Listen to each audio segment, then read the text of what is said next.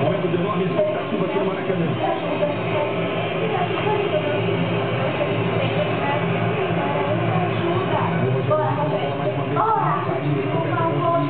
Reclama da barreira do Fluminense.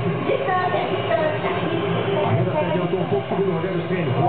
Corrige o local da barreira do Fluminense. Está concentradíssimo o Rogério. Bom momento, partiu. Bateu por baixo.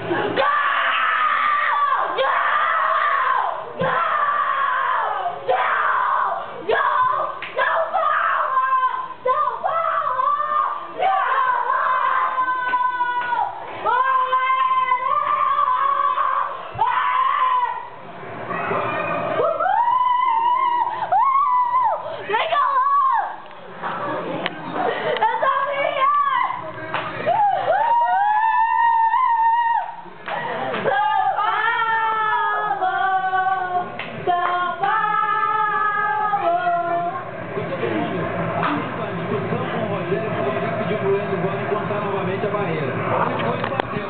Você vê que a barreira estava mal colocada,